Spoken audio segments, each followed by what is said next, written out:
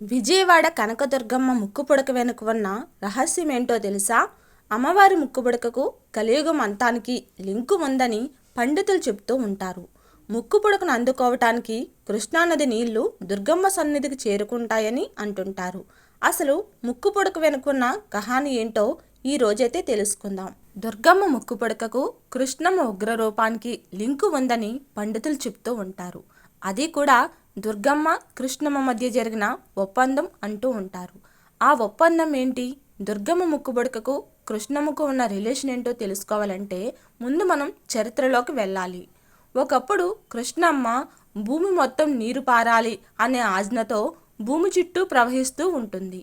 అలా ప్రవహిస్తూ బెజవాడ దగ్గరికి వస్తుంది. సముద్రంలో కలిసేందుకు వెళ్తున్న కృష్ణవేణి నదికి అడ్డుగా ఇంద్రకీలాద్రి పర్వతం ఎదురవుతుంది. అప్పుడు కృష్ణవేణమ్మ ఇంద్రకీలాద్రి ముందు నిలబడి చేతులు జోడించి మనస్ఫూర్తిగా వేడుకుంటుంది. నాకు దారి ఇవ్వు, నేను నా గమ్యాన్ని చేరాలి అని అడగగానే అప్పుడు ఇంద్రకీలాద్రి, నేను ఎన్నో సంవత్సరాలు తపస్సు చేశాను. నా భక్తికి మెచ్చి దుర్గమ్మ నా మీదే కొలువై ఉంది. ఇప్పుడు నేను నీకు దారి ఇస్తే నువ్వు ఈ ఇంద్రకీలాద్రిని ఏం చేస్తావో నాకు తెలుసు అని అంటాడు ఇంద్రకీలాద్రి. అప్పుడు కృష్ణమ్మ కన్నీళ్లు పెట్టుకుంటూ రెండు చేతులు జోడించి కొండపైన ఉన్న కనకదుర్గమ్మను ప్రార్థిస్తుంది.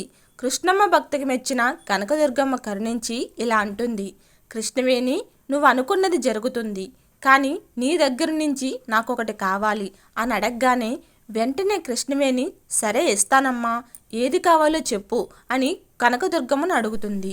దీంతో దుర్గమ్మ నవ్వుతూ, నువ్వు ఈ ఇంద్రకీలాద్రికి ఏమీ చేయకుండా ఒక బెజ్జం గుండా ప్రవహించు అని చెప్తుంది.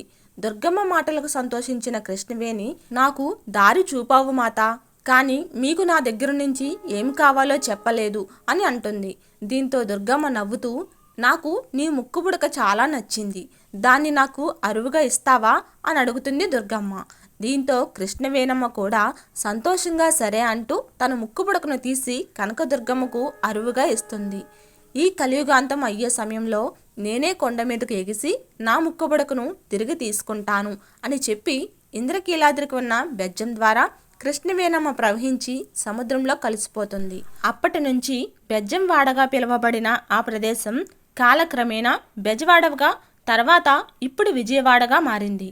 ఎప్పుడైతే కృష్ణానది నీళ్లు నిజంగా అమ్మవారి ముక్కుపుడకను తాకుతాయో అప్పుడు ఈ ప్రపంచానికి ప్రళయం వస్తుంది. అప్పుడు కలియుగం అంతమవుతుందని పెద్దలు నమ్ముతారు. కోటి దేవతల ఆశీస్సులతో భక్తుల కోరికలు తీర్చే కల్పవల్లిగా విజయవాడ కనకదుర్గమ్మ భక్తుల హృదయాలలో కొలువై ఉన్నారు.